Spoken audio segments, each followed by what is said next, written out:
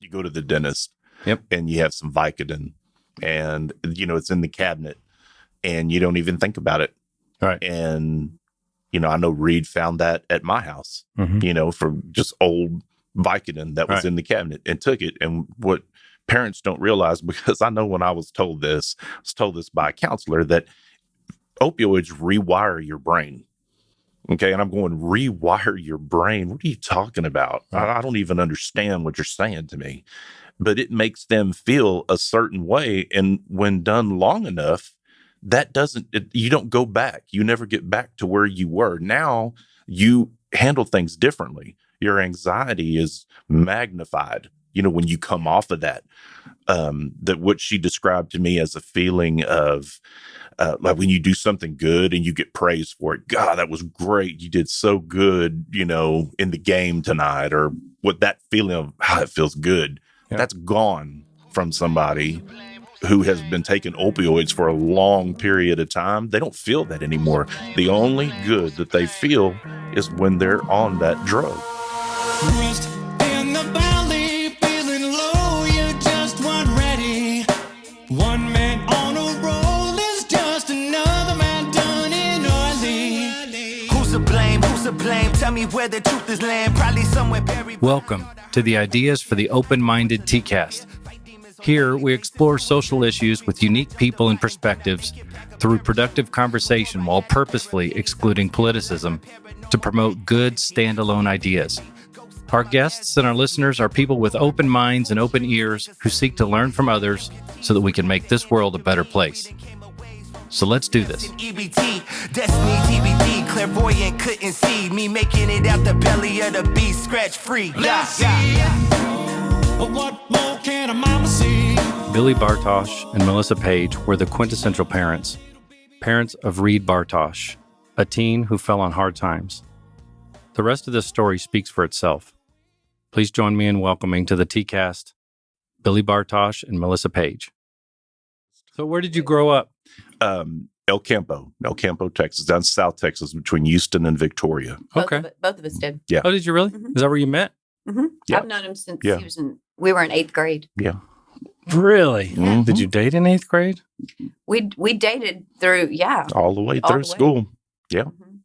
Okay, College, so did you ask her out like with a note that you had to fold in like 4 ways and all that? We did do a lot of notes. There's no doubt. Yeah. So that's hilarious. So what brought you? Obviously, you had a relationship there. What brought you up to this area from El Campo? So Melissa first got a job out of college in Brenham. Okay. So that's about a quarter of the way here. Yeah. And so then I actually was still playing football. I redshirted my first year. So I was still playing football. I played my senior year. And then I got a job in Brenham. And we lived there for a year and a half. Mm-hmm. And a half. About a year and a half. And then I got a job at Euless Trinity High School. Coaching? Mm-hmm. Mm-hmm. That's So coaching. where did you play football? Texas A&M at Kingsville. Okay. South. That's Very Division cool. II school. Very cool. Yeah, it was fun. I wouldn't trade it for anything. No, so you don't have any residual injuries that are plaguing you. That's why you don't regret it. Yeah. Yeah, that's right. Everything I did was in car wrecks. So, that's the only time I got, not really in football ever. So Not in Jeeps, though. Not in Jeeps, Okay. no. All right, just making sure, not tying all that together. So you guys were in Brenham then? Yeah. And then I got the job here, and then Melissa came up, and And I got the job at South Carroll. Been there ever since. And you've been Since 97. you've been coaching. What do you call your position over there, Mel? Drill team director. Drill team director. And that's been how long? Since 97. This is my 24th year there. Okay. Dominating school, dominating competitions ever since, like on the streak even, right? Mm-hmm. Oh, yeah. Competitive Yeah. stuff. Yeah. And then what did you end up working? What was your... I was at Trinity for 5 years, and then I shifted. I got a sales job and just got some experience, and then I ended up with a pharmaceutical company. I did that, and and I stayed there for 17 years. Okay. So that's the vibe. Then you're up here, and then we had Reid. When did you have Reid? 99. 99. Mm-hmm. So let's move into that. So tell me a little bit, just generally speaking, like about his upbringing and just general stuff. he was a fairly normal kid at an early age, right? Oh yeah. Oh, yeah. He Yeah. was, everything was, I mean, really, it was easy. It was good. He was funny kid, always had, three-wheelers. He'd get, everything from all that kind of stuff to the GoPros, we had, and then the underwater stuff. And he was just always into anything like that, but he would make it, he just had a funny, creative side too, he would make games out of everything. We have all kind of like videos with him, like commentating, like he's got his phone and he's walking and he's videoing as he's walking and he's talking and telling you what he's doing. And numerous videos like that he is just, he's a commentator. That's the exact word for it. And we still have videos of it and we look back and go, what? He just, all the way through, all the way until when things started to get bad. About like 8th grade. The 8th grade. All the way up until then, funny kid. After everything, I went through all these kind of, because I moved and I went through all of these old, papers from middle school and all the way up to like 6th grade, 7th grade. And it was just, people would write things, they'd put like, you'd have to do a project and it would have everyone's names and then everyone would have to go around and write stuff on that person's chart to say who they are. Okay. And I have several of those that I look back at and they all say, you are so funny. And you're so, and it was just all over a goofball. And just a goofball. And kind. He always had that. Like he was always very giving and, would share and do like, he really did not have meanness in him. Like he just didn't. Man, if that was going on, he'd just go the other way. Yeah. Didn't, we remember how we found all those from, I think he got them like 3 or 4 years in a row.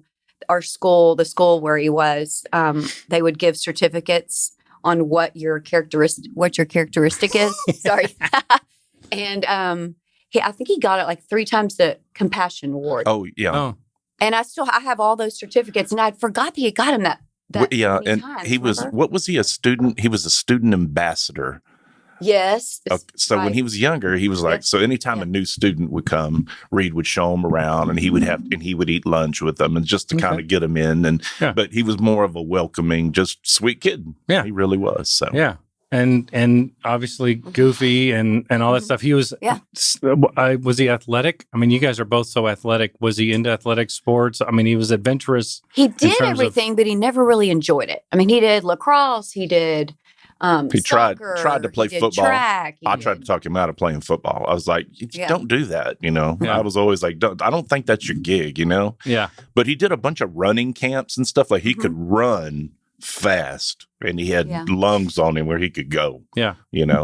But that was never really his interest. And so then it just got to be where it was just music. And that's when he... What did we go to one cross-country track meet in 7th grade?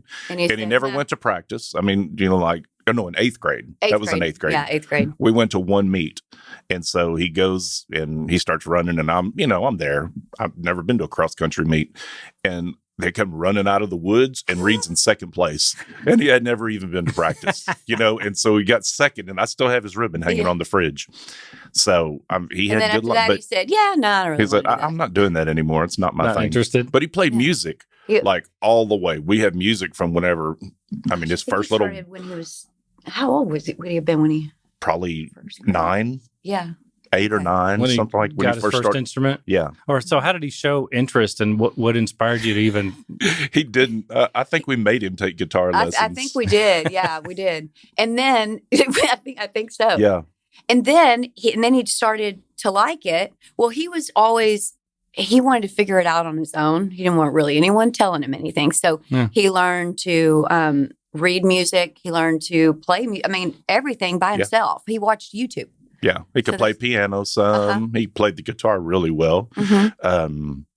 Just whatever. He wanted to try to learn. He wanted me to buy him a fiddle. Like he wanted to learn to play the fiddle. Really? Yeah, he was. That's such a crazy modern day story of how to learn things. Right? Oh, it is. When we were growing up, it was just amazing. If you were self-taught back in those days, then you're trying to steal sheet music, from the music store or something, and figure it out for yourself. But yeah, very interesting. Did you ever get him a fiddle? No, No. we never actually did that. We bought tons of guitars and amplifiers and Keyboards. every chord, microphones. I mean, we have, I still have all of his speakers. I mean, he wanted to have a band, Yeah. So all of his, speakers that he would need and PA system, all of that stuff. So That's awesome. yeah. So, and he played, I mean, I saw he played with, at least jammed with a handful of guys. Did he have a band, formal band, or just No. kind of just No. jammed with Jammed with guys? yeah. and- They come over. They were over at the house the other night because they love to get out Reid's equipment. Oh, And yeah. play on Reid. Yeah, they play on Reid's equipment. I was like, y'all should enjoy it. Yeah. he would Crank want it you up. to. Yeah. Turn it to 11. Right? So tell me about this sounds like an illustration of a perfectly normal life. When everybody's college educated, you're working jobs, you have a kid with a disciplinary schedule and that has good reviews in school and is compassionate and a nice kid. So Right. where do you think there was a turn? And obviously this is all in hindsight. So not necessarily that. Was there anything that you could perceive at a time when you say around 8th grade or whatever, which is an impressionable time too, right? But would you say there was something acute or anything that you noticed at all, or was it an actual event where he got caught with something or something that even brought your attention to something that he could be ailing from? We both know the answer to that. I mean, do you want to address it or me? I mean, we marked time by Well, when Reid changed, though, 8th grade. whenever he was in 8th grade, because he had played football his 7th Yes. grade, and he had a certain group of kids that he hung out with all the time. They were all athletes, football players, and like they would go on vacation with us. If we went somewhere, like there was a certain group. His 8th grade year, he had been hurt a lot in his 7th grade year. In his 8th grade year, it started again, and he wanted to get out of football.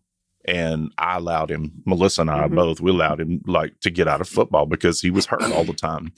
And then the group that he was associated with wasn't associated with him anymore. He kind of lost his friends.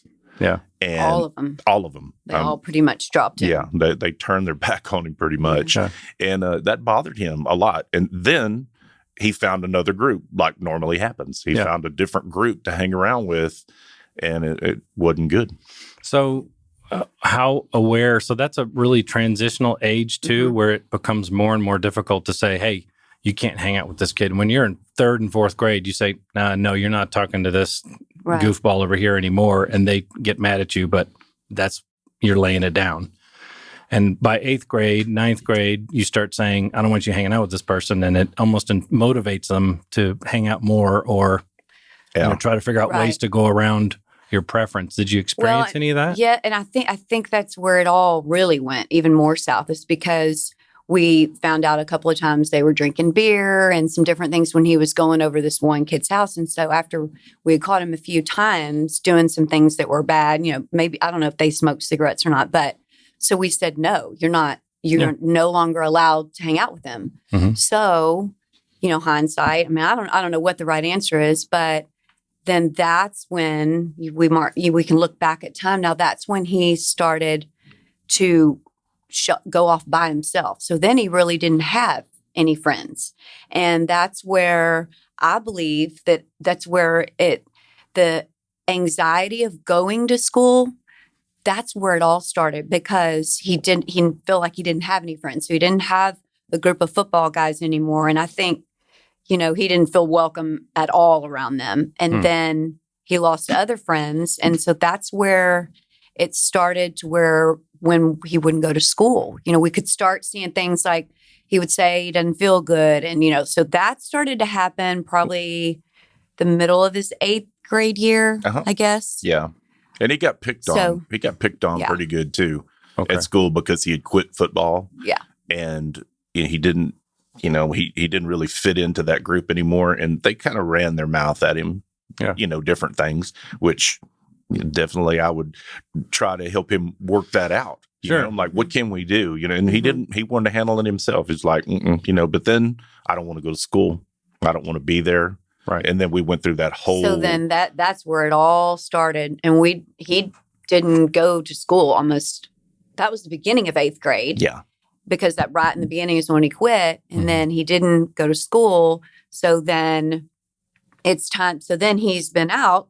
He has to go back in January. Then it's anxiety is even more because now he's been out for a while. People picking at him. Where you been? He's behind. Behind. Yeah. He goes back, and then he truly started. I mean, complete anxiety. Now I've like researched so much. I mean, that was what it is. He couldn't get out of the car. It was. Yeah. And it was, you think the way I was brought up. I mean, I remember not wanting to go and my mom looking at me and like, or pretending to be sick. Yeah. Right. I mean, a lot of those things on paper are not atypical. Yeah. Right? And you just have to fight through it. I mean, that's kind of the way that I viewed it because anxiety, I'm like, what do you mean? I didn't understand it. And it took a long time to truly understand what he was going through. Yeah. I mean, he would go through things like where he would just almost black out. It could, freak him out so bad. Yeah. So. And it's just something you don't know. So like even me teaching school for so long, and here I am still teaching high school, but even rewind just, how long ago was that? I almost felt like I didn't understand it either. And now you fast forward, I cannot even tell you how it's just all over. Prominent. I mean, it is so, I bet every other kid has anxiety. Yeah. But and it's then real. when we were going through it, different. we didn't know. We were like, get out of the car. Get out of the car. Right. Yeah. And he couldn't. So it's anxiety. And then this all happens. Then we end up having him go homebound. So then he's at home because he can't go to school. And you're frustrated with him. We're frustrated. Yeah. And then it magnifies and it's even worse, right? So that's when he started, we didn't know until months later, he started self-medicating. Okay. So that's where it started, where it would be cough medicine. Anything that he could at the house. Anything that he could find with that. And we didn't know until when things started to, like one time when it got really bad. Well, really at Children's, I remember we were at Children's Hospital in Dallas.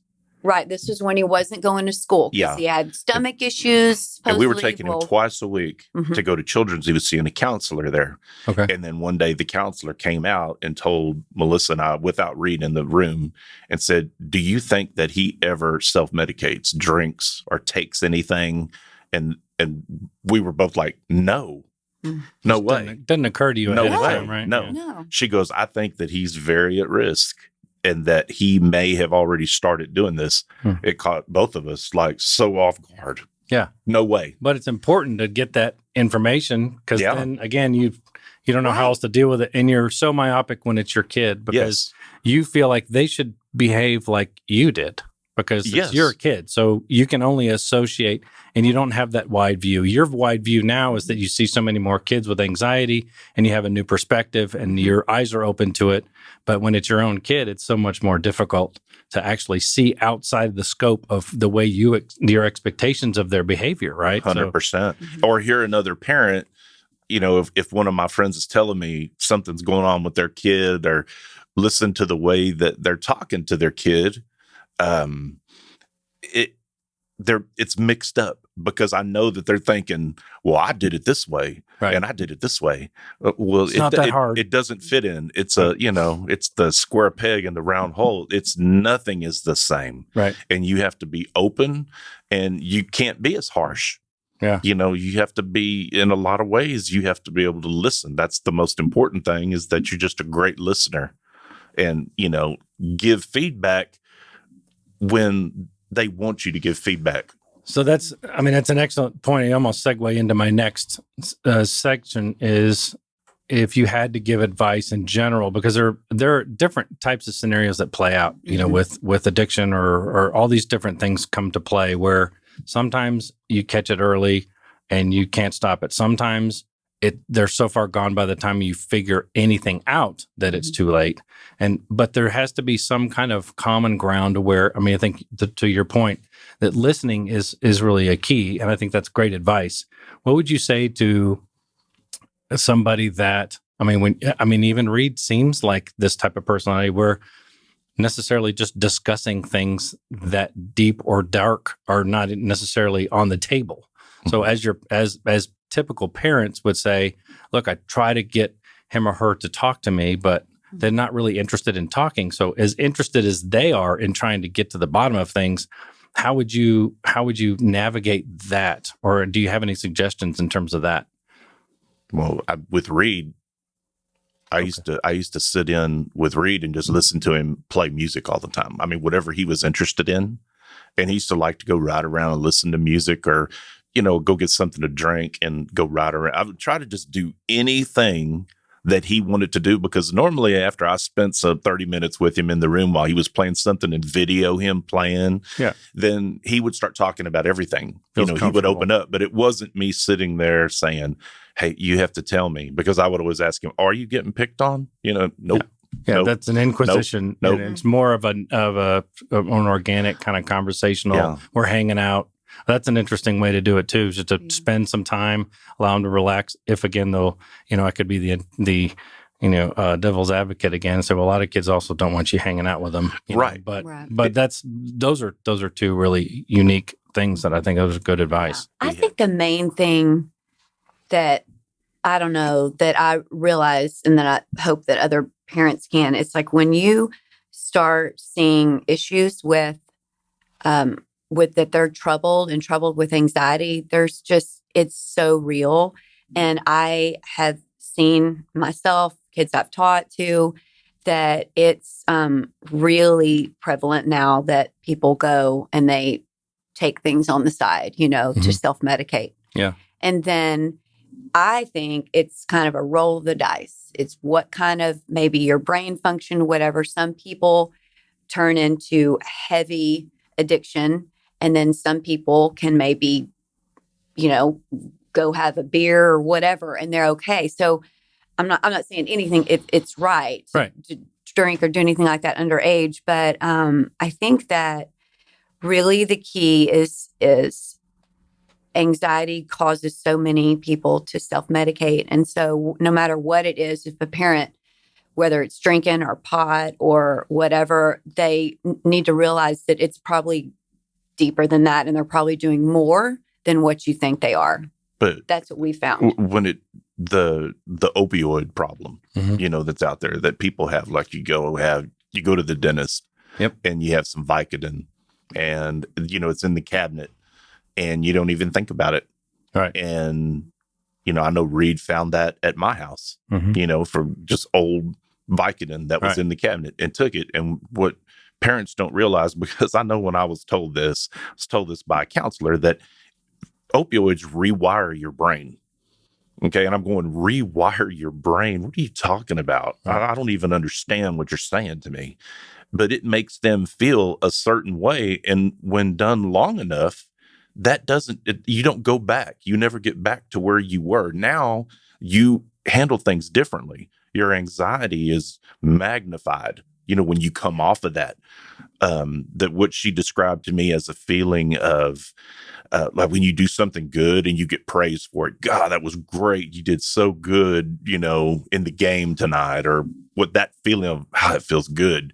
Yeah. That's gone from somebody who has been taking opioids for a long period of time. They don't feel that anymore. The only good that they feel is when they're on that drug, or they're doing some type of drug to just kind of make everything dull. That is their endorphin. Dull it down. Especially when they're that age. Yes. So right around that age, 7th, 8th grade, remember that one, the Dr. Ellison that we had gone to, and he just, that was right that time of his life where everything was changing, and it was just puberty, he's getting right at that time. And that's where, so many changes are happening, and he was doing that during that time. Yeah. And it shifted him, because he turned into a different person, quite a bit.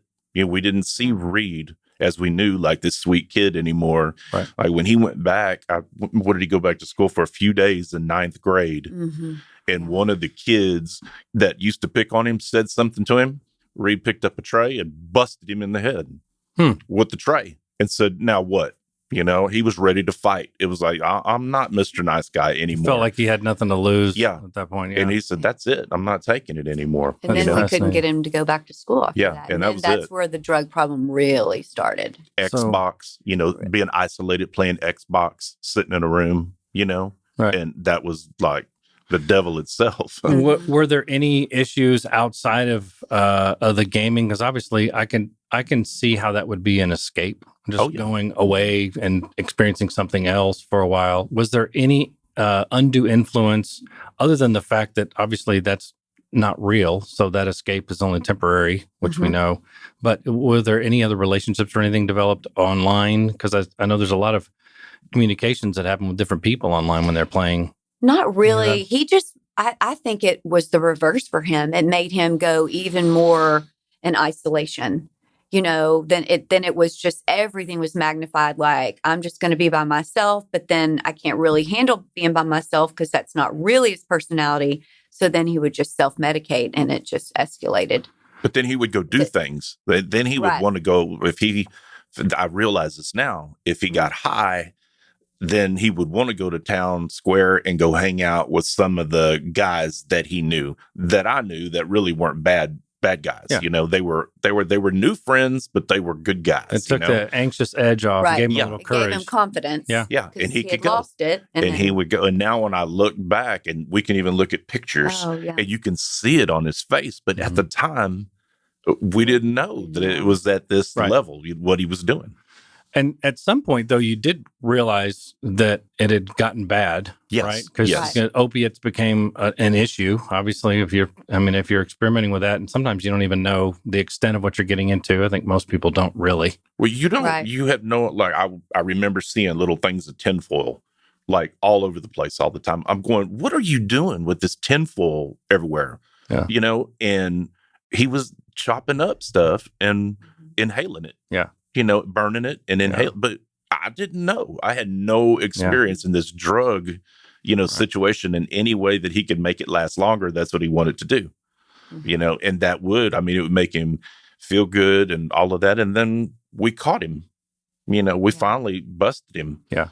And when we did, goodness, we went to, you talk about rehabs where they just, they nail you for money and you pay so much money up front and they do no good. But you know, when we realized, oh my gosh, that when he took way too many, and it was scary, and so we immediately, for the first time, we were like, oh my gosh, this is really bad, and so we took him immediately to a hospital / a rehab place, and then he was there for 30 days, and of course around people that he was not used to being around, not the normal for him. So that's where I marked time by that first rehab that we had him. And that's where he got access to numerous things. But, what do we do, right? You're It's going, so what counterintuitive. what do we do? So we take him there and then he comes back after that. And then from that point on, it just escalated. So then we didn't know, what are we really going to do? So we go, But at this say point, we don't that even he know. really learned to be a druggie when he Right. went to the rehab, because he had never even been yes. around this kind of stuff before. Now he was engulfed in it. Now he had connections. He knew where to go. He knew everything by going to this first rehab. And that was just that first one. And then after that, then he had connections. So we're thinking, okay, he's better. Within a week, we have another episode again. And at that time, here we are. We didn't really. And now I look back at it, I'm like, no, it's prevalent. It's around everywhere. Yeah. But at that time, none of my friends had kids that were on drugs. Certainly not. I didn't think any of my drill team girls or whatever. So we didn't have anyone to talk to. Here's Reid, only child for both of us, only grandson on both sides, small families. So it was like we just didn't know what to do. And it was almost like we weren't embarrassed, but we didn't know who to ask, what to do. So we get an educational consultant, pay a lot of money for that, which is a racket. You can call them thief. Yes. Basically. Wow. Yeah, it was Wow. bad. Yeah, because $5,000. $5,000, and then they find rehabs for you. But then when we later realized about 3 rehabs after that, that guy was getting kickbacks from those 3. And those 3 were not good. Not good ones. They were not good. And then... Well, they wouldn't be good if they're paying someone to do that. I mean, it's there's a dishonest business. Yes. Right. So Correct. obviously, and it So was I think we went to a total of about 9 rehabs. rehabs. oh Yeah. my. Oh, yeah. The last 3 he would run from because he just mentally couldn't be there. The only thing that we mark time by when we look back at is it was probably the second thing that we did.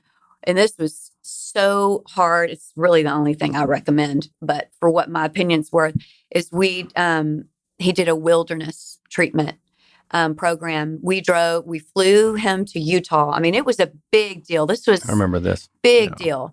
And he was out in the wilderness. And I believe that's the best he was. It wasn't after seeing all these rehabs after that. They didn't really connect on what the real issues were. And that's when he was out at wilderness and out and with those counselors all the time. And it wasn't like a rehab hospital setting. Right. No, he lived outside for 14 yeah. weeks. He lived Oh, wow. outside. 14 Mhm. weeks. And And when he arrived, it was a blizzard blowing. It was in Utah, and it was like it had snowed like 10 inches already. Wow. And he went out like that day, and he had to learn to put up his tent, live in a sleeping bag, take care of your feet. I mean, they hiked every day. You almost don't have a choice. Like Right. your mind is now on survival mode Right. Okay, but outside of your normal Right. capacity, right? Right. but you pay $5,000 to this consultant guy, and then you're going to put him in this rehab, and it's like $45,000 To do this to do wilderness. this thing, and insurance isn't going to cover it. Right. Which is also a shame. Yeah. Yes. So, but it's this is, and you're just thinking, oh my gosh, how am I going to pay for this? How am I going to get all this taken care of? And then to think that 8 more times he went to rehabs where you have to pay $5,000 up front. Right. Okay. Cash. And then, but we're going to help him. You don't have to worry about him leaving. He's not going to leave. Well, day and a half later, he's gone. Right. He ran away. Well, can I get a refund on part of my money? Oh, no. No. We're going to keep your money. That sounds like a nightmare. And I remember speaking to you in particular, Mel, about some of those because you were kind of at a loss coming in and out. And when he would That was go frustrating. back, certainly Yes. when he had a relapse after all that investment and everything. So without saying, I mean, obviously you've done everything as you can within your ability. So I mean, nobody could say that you fell short in terms of your effort or No. attempts to get it right. That's got to be frustrating. Have you learned anything about I mean, I think the wilderness idea is fantastic. There has to be something right about rehab and I think it's an enlightening thing to see what can be wrong. It's almost like somebody that, gets caught stealing for the first time, but they happen to be 18. They go to jail and all of a sudden they're again exposed to and accessible and able to access bigger and better things via other criminals. Would there be anything that you would recommend for anyone else, or would you do anything in terms of the rehab part differently? I mean, I know there's a lot you would change. I'm not saying implying anything was done wrong, but I would say once what we'd do differently is once we realized there was a problem, like that first time when he about overdosed, okay, there was a major problem there. That's a major problem. So I would recommend not the rehabs. I would recommend going off to do something big like a wilderness because you are taken away from society and you relearn, and they helped him get his thoughts better. It helped him to feel more like stronger, like he could do more things. So I think they helped him mentally because when he finished that, he was proud of himself. And that's the difference from all these other rehabs. It was, I never saw a change in him mentally. And I think the majority of kids that do drugs, it's, there's some underlying issue. If they do drugs like to this extent, there's something else. And I don't think a normal rehab, hospital setting, whatever works because you can have access to all the other people have people that don't want to be in there, and they're going to give you connections to drugs. But I have a bad, probably attitude about the rehabs, but I think you have to be removed from your you environment. have to be removed from your Completely, environment. yeah. I really do, because if you're not, it's that same mentality. And they taught him so many really life lessons there, and he learned. I know he was proud of himself. Yeah, I know. I saw a total difference. He got strong. I mean, he Right. became one of the leaders of the group, and he realized that he could do just about anything. I remember watching him start a fire, with a piece of string, and he would do this, and he set their record at the place. Like, he did it like 72 times or something, It's like every day that you could do it to get extra points, to get it was a big deal to get a chocolate bar. It was a big deal to get any kind of extra food to eat, anything. I mean, it was kind of survival. I mean, they really pushed him, and he had never, but there was no choice. There was nowhere to go. Right. So it makes your brain, like I said, he was rewired. You have to start thinking a different way. And he did, he did, but it made him strong, and he could survive. From then on, he was never worried about anywhere that he went or anything like that. He was going to do his thing, and I don't care what you think. When he was there for like 6 weeks, everything was, you got rewarded by doing these good things. That was so different. But it wasn't just him. Since Reid was an only child, he had like 13 other guys there with him that were in rehab also. And everybody had to learn to work together, and you kind of found out who your pecking order was. Like, who were the people that were strong, that could carry the big tent, and they would trade off. And I remember them telling us that Reid would step up and help other people all the time, because he could just, we talked about, he had good lungs. I mean, he could go, he really could. And then we bought him a backpack guitar. And so it's a little guitar. And so they made him wait like 8 weeks before he could have that guitar. But he got so good when learning to play that little backpack guitar. That's cool. Yeah. I mean, and that was a reward. That wasn't something that, we're going to give you just to make you feel good. Right. He had to do all kind of extra stuff to get it, and then he got really good after playing that little guitar. So, it's interesting the way that they handled him. It was really impressive. So I think that's what I would say would because that wilderness, that empowered him. And out of all the other rehabs that he went to, that didn't do it. I think the other rehabs almost made him more discouraged and more aware of the issues versus wilderness. Now, so the very first rehab he went to was the one where he got the connection. So when he messed up again, that's when we did wilderness. So he was in wilderness for 6 weeks, and then 14 weeks. Well, but at the beginning it was supposed to be 6 weeks. Oh, yeah. And then they wanted him, everyone there at the wilderness, they said, we highly recommend that you send him to a boarding school. If you put him right back in his environment just for at least a while. Right. He's our only child. We're like, no. We're not doing that. But nobody said this up front about the boarding school. This comes way later. Right at the very end, and we're just going, wait, what?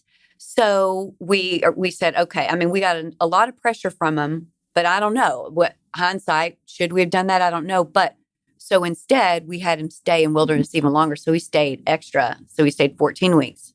So then we brought him home, and he's right back in his same atmosphere, right back into his isolation, still not having friends. So it was about 2 weeks after he got home from wilderness that he started doing drugs again. But you have to, in all honesty, I think, just my opinion, when he went to wilderness and he did the whole thing, he should have gone to boarding school. Yes. And you just have to go, okay, I'm going to have to take out a loan, and I'm just going to have to bite the bullet, because he needed a year of being removed from that environment to retrain that brain, where somebody would have been watching him. You go to school, you do this, you do this, you do this, right? And it has to be that environment, structured. I can see where you have bad memories of some place and you're fine. And then as soon as you come back to that room, it's your same room. It's your same street, same friends, and it's nothing that you can help. You can't move residences every time you go through a rehab scenario Right. either. I do it now. Yeah, I do it at my house right now. Like, I think of all the horrible things Yeah. that went on, I can remember just different parts of the house, in his room, just where we had it, or I would catch him doing something, or he would be messed up, and I flash back to it. So I can imagine what was that doing to But that see, young we man. didn't know. We so didn't know. We then said, okay, well, we'll go 14 weeks. That was big. But then we just really didn't know what to do. But now we look back, and now even after all the other rehabs, they were right, because it takes that long to retrain their mind, especially at that age. Especially the developing. You have to that he do. was. Yes. It sounds like overkill, but it has to be overkill. Everything does, because that's somebody else.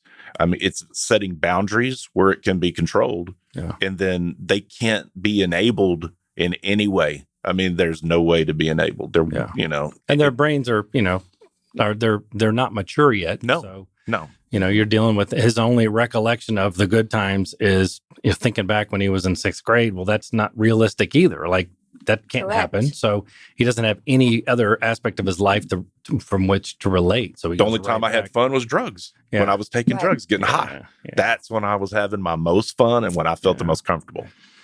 So we move on to obviously he had a dealer, right? And we've kind of been around that situation. And his dealer, even though this isn't necessarily all about drugs, his dealer was an integral part of him not being able to recover, because his dealer was actually aggressive and reaching out to him and all that kind of stuff, right? Yes. So tell me about that experience, finding out. I mean, I know that you struggled to find out who this cat was ahead of time, and I was trying to help you at the time too. And I also wish I could have figured it out earlier. Not that it would have necessarily changed the whole picture, but it's difficult when you just go off some street name and you don't know where this cat is. But eventually we caught up to him. What are your feelings on people that are doing the distribution of these types of things, and in particular with that kind of mentality? Because this guy, we found out later, this guy had already been to prison already one time for distribution, and then came right back out and joined the group. We don't know what his background is necessarily, but do you have any thoughts on that? I disliked him because he made it easy for Reid to get he would bring it to Reid. Maybe not himself, but he would have somebody drop it off to Reid at the house, or meet down the street, or, whatever that might be. And then Reid would be so blasted. And so then you don't take it for a few days and you're feeling so bad. Well, then he would bring him the drugs to recover, like to get over it. So then he could get him high again. So he would recover.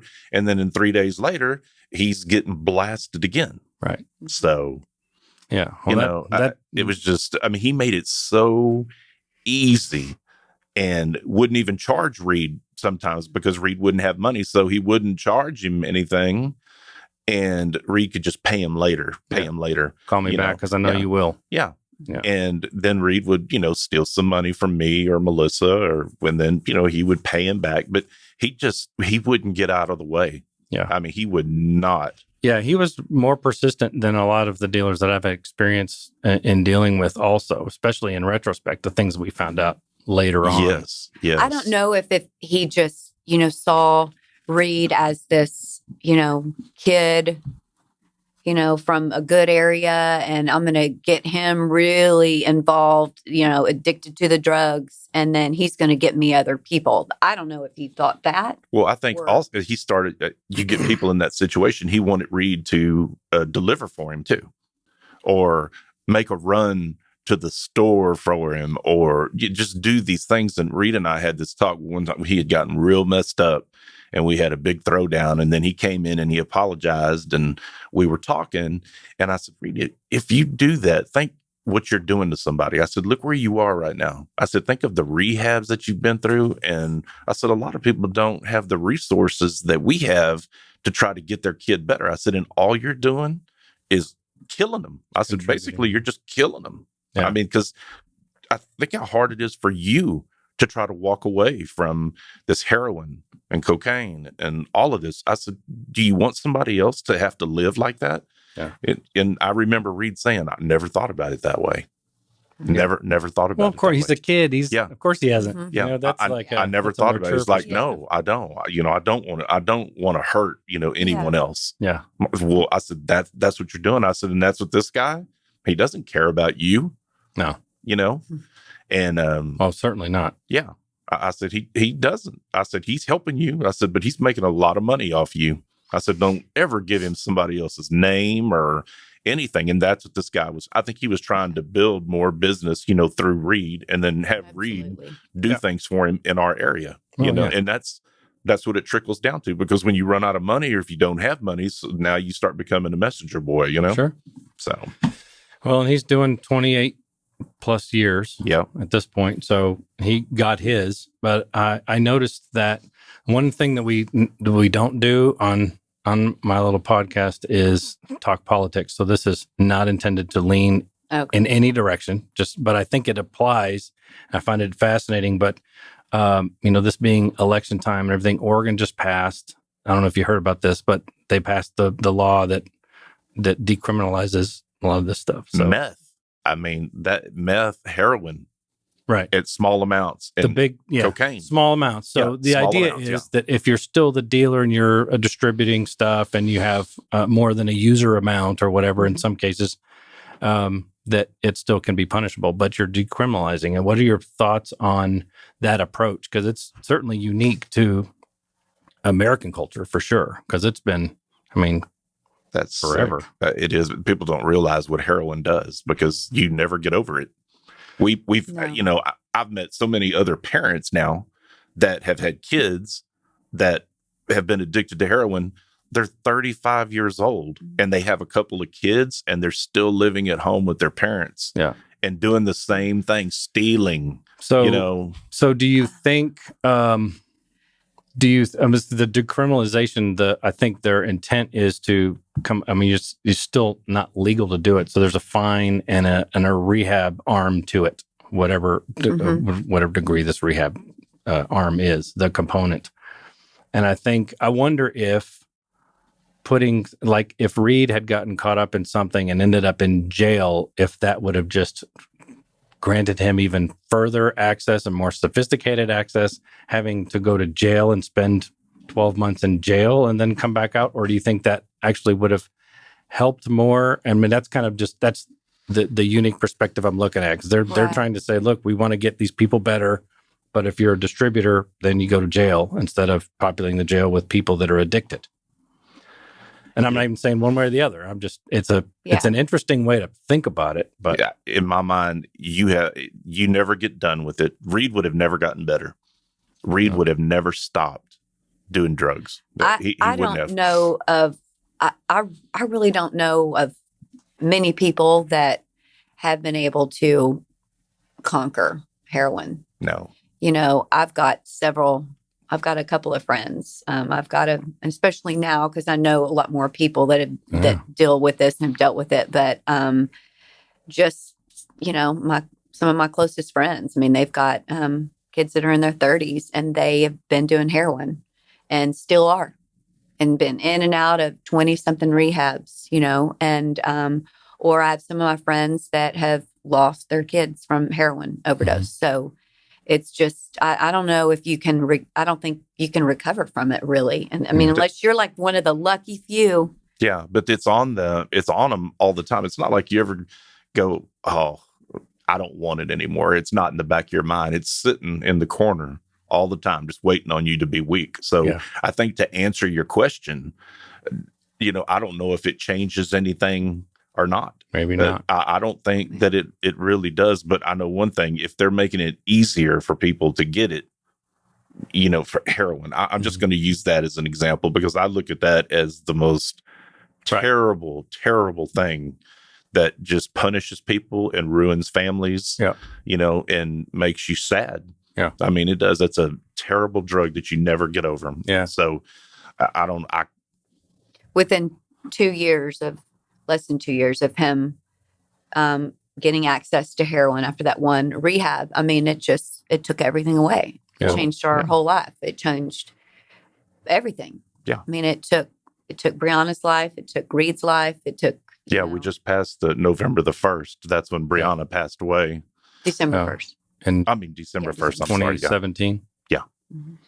Yeah. It's, I mean, it is a major conundrum, right? I mean, Right. you don't want to enable, but you also want people to get proper help. But what's the proper help? And that's hopefully what we're learning some more, and kind Right. of bringing some of these ideas out to learn about your experiences. Really helpful, for anybody else that might be able to just detect anything or Yes. think about different options, or Right. in some cases open your eyes, and just Well- for somebody to say, hey, your kid might be on drugs, and not be the parent that gets pissed off and argumentative about it. Yeah, that's right. And if you don't do something, and you think, oh, we can handle this, we'll just take them to the counselor. If you don't do something, it can completely change your kid within a few months. Short time. It can change your whole life. It can take everything away. Yeah. So it's kind of like, don't put your head in the sand. Like, just dig in and do what you have to do right in the very beginning. And don't think, oh, it's going to be okay. Well, we'll just go to a counselor. Yeah. I don't know of hardly anybody that's worked for. Anyone that we've met throughout of all the rehabs that he was at, we met parents, right? We would go up for the parents' weekend or whatever. I mean, all the different rehabs, and almost everyone in there, it was a consensus. It was, we don't know what to do. I mean, we should have done this in the very beginning, and now it's escalated, and now we're here. And so, but everyone was just so lost on what to do. And I don't think that people look at it enough, that what Melissa was saying earlier is that a lot of times when children hit puberty, and, girls, boys, whatever, that's when mental illness can show up, and anxiety. I mean, that's some sort of mental illness. And that has to be, diagnosed, and you have to find a great counselor. It's not just any run of the mill. You have to find really good people that can help them through that, and to really see it for what it is. There's some mental problem there. Right. Let's address that, so they're not having to go to drugs in the cabinet or go buy marijuana or whatever to self-medicate. Right. Let's figure out what it is. And if you need to be on something, well, let's get a prescription and, have it diagnosed, and then we'll work, through that to get it fixed. Yeah. But there's a process to it to try to catch it ahead of time. Right. Because that's definitely the key. Right. That it is identified, and don't be too proud to say, hey, my kid could have some sort of a problem here, mentally, and I want to just make sure that they have the best life possible. Let's go to a great counselor, physician, whatever that might be. And they're out there, we've run across a few. And, if in so many people, you can't afford maybe to send them off to a wilderness program or whatever. Okay.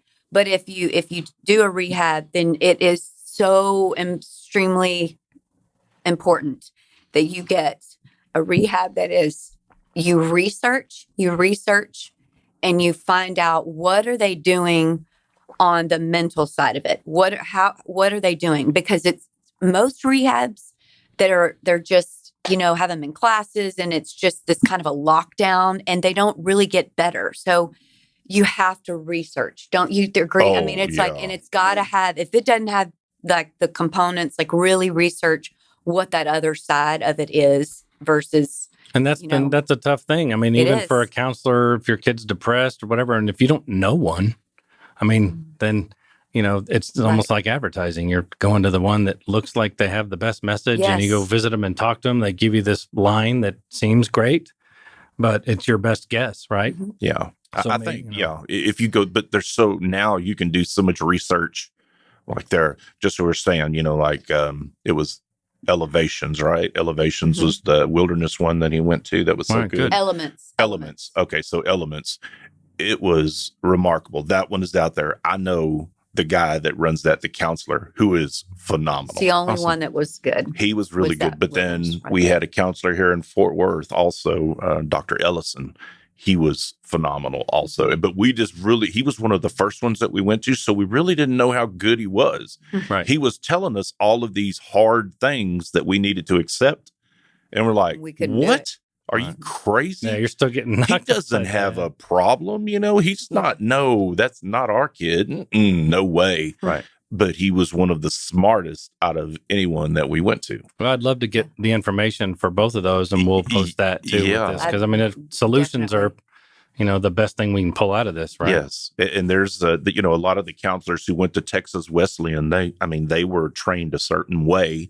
And that's all of Ellison's people, that are around the Metroplex they're good and they have good reviews. But that's, you have to accept it, and even as parents, you have to learn to have these boundaries and not enable and sticking to them, like never stopping. And you set a boundary and say, you can't do this. And Yeah.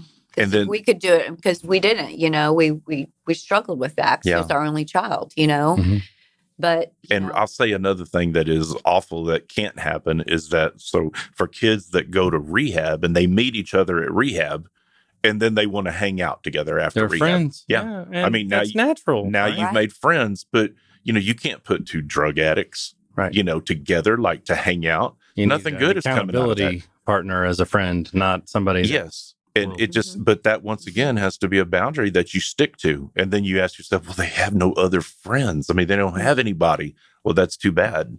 You're going to have to find somebody else. There has to be a boundary there. Yeah. And that's, that's the hardest part though. But now they're going to be isolated. Oh, well, I don't want them to be isolated, but I don't want them to have this friend. What do I do? How do I make this better? Right. So is there any type of program or anything that you guys have experienced in terms of where parents can go to get better information? I mean, other than a consultant that'll run you $5,000 up front. Yeah. I mean, obviously we're looking for. Yeah, I'm just saying that, like Dr. Ellison, for example, he is a great resource. We'll put a link in this thing for him for sure, and for the elements for but sure. He was somebody that, because I know that I had to go meet with him a few times, just myself, and Melissa did too. And he tried his best to educate us. But, you just being one of the first stops, it was just impossible. But it was really great to get this understanding of how things are going to be. Yeah. And he told us how things would play out, and he was right. Yeah. So if going forward with stuff like the video that we're making and stuff like that, is there, those are the types of things that we'd love to let on for people that normally would, maybe have a friend, if you had someone reach out to you that you weren't aware had similar issues or anything like that, or do you have any plans to do anything in the future? I mean, it's new, but do you have any plans to do anything in the future in terms of?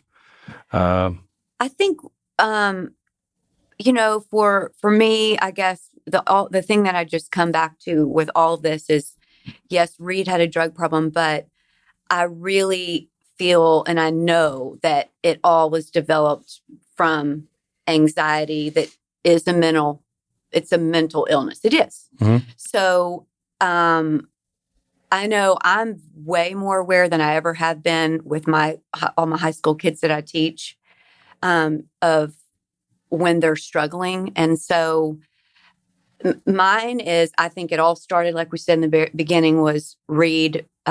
People were ugly to him. He quit, and that's where it really, really all started. So the message for me, I know what I do with my Jolting girls, because he's not coach anymore, but I am, is how we treat each other and basic kindness and, being aware that other people are hurting. And so it really all starts there. So for me, my message is that. So I've been sending that out to my kids, and always in my mind, in my background, that's for Reid. Right. So, you're saving a lot of people, from strife that you may not ever get recognition for. Yeah. Yeah. I don't have that much contact other than, Reid's couple of friends, that he had. Yeah. We talk about, different stuff, but I don't have that much of a contact. But the kindness part, I watched Reid, like one day we were in the stockyards together, and it was sleeting and snowing that day. And there was a girl across the street that was a homeless person, and Reid knew her just because Reid spent some time, being homeless, living out, just because he couldn't come back to the house because he had been doing drugs. Right. And he asked me, that was the time while he was clean at this time. And he was, I want to go, can we go get her a blanket? Can we go buy her a blanket or gloves? Awesome. Or so now like That's Reid, that's Reid. Yeah. Right. He's still there. And so we did, we did that. We went and got her some stuff and he gave it to her. But now on, because of Reid, I never judge anyone, where I used to be pretty judgmental on anyone that was by the highway, asking for money, because 99% of the time they've had something traumatic happen to them. And they're carrying something that I can't probably even understand, in their life, where, that's the pour over, for me. I probably give away a lot more stuff now than ever. And it's not like I'm trying to support somebody's drug problem or, everybody's like, oh, go get a job. Well, a lot of these people don't have the capacity to go get a job. They really don't, because, well, who knows? It's a veteran that probably has, PTSD. And they can't even be in a room, locked up in a room, like what we're in. They feel, that seclusion, and it makes them feel crazy. Yeah. So I guess, being with the kindness and just being forgiven, sometimes you have to love the unlovable. Yeah. So that's fantastic perspective. That's a good way to end it. Yeah. That's great. Anything that y'all wanted to add? No, just that, that if there are, people, that wanted to talk about the wilderness program or, anything like that, I would be willing to talk to people. I would too. And tell them, about them and say, hey, if you're interested, this is the process that Reid went through. I mean, we still have all of his like papers and different things that he had to do, and even his perspective, like when he got back, I have a few letters that he wrote to his friends, once he got home. And he was doing good, at that time, but it had changed him so much. But I'd be willing to. Well, that's amazing. Anything like that. So okay. Well, we'll link those too. We'll figure out a good way for people to reach out. That's awesome. Yeah. Y'all are awesome. Thank you so much for coming in and sharing. Yeah. My pleasure. It's been fantastic. We're glad with everything that you're doing with the song and getting people aware and to just have a conversation about it and to watch your video. And to see, because that sadness that's portrayed in the way that it goes, from what I've seen, it's real. Yeah. And it's, it's sad and it like breaks your heart. Yeah. Trying to move forward somehow, right? Right. But if people don't do things like what you're doing or, or what we're doing today, there's, not that there's this solution, but maybe, more people get involved and there is somebody smarter and better out there that there can be a solution. Right. We're not spinning wheels anymore. And maybe this will help people to realize when their kid is struggling with anxiety, maybe they don't have a drug problem yet. Right. Yeah. But so like be aware of that. Like if that's starting to happen, you got to do something about it right then. Yeah. And what do people like? People, if you watch a movie, you're way interested if it's a true story. Right. And that's what your song and your video portrays. It's a true story, right? Of this young man who did have a demon chasing him. He really did. Yeah. And I look at him as a demon chasing him. Now, Reid made his own decisions. I'm not defending Reid. Reid shouldn't have, taken the things that he did. It shouldn't have done what he done. Yeah. He shouldn't have. But he did have this demon chasing him. And it's a lot easier when you have somebody telling you, though, it's okay. It's okay. And you can do it. We acknowledge the demon, too. Yes. It's not just the dealer. It's not just anxiety. It's not just heroin. It's not just the bullying. There are all kind of aspects to it that need to be addressed and acknowledged. Right. And I'm sure his life, the dealer, I'm sure his life probably wasn't so great either. I'm sure there was some trauma probably, in his life that caused him to go, but it just keeps going down the line. If it doesn't stop, where are we going to end up? Right. I don't know. Y'all are amazing people. Thank you so much. Thank you. Thanks a lot, Tate.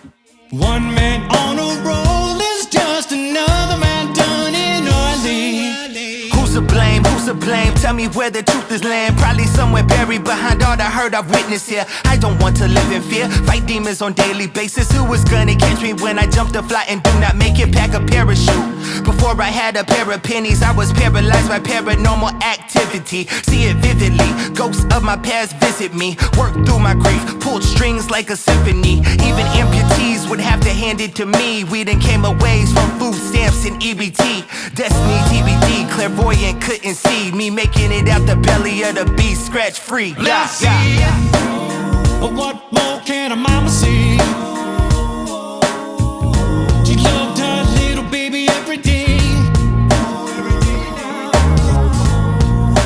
He only wanted to stay away. One tragic life taken all the way. Who's to blame?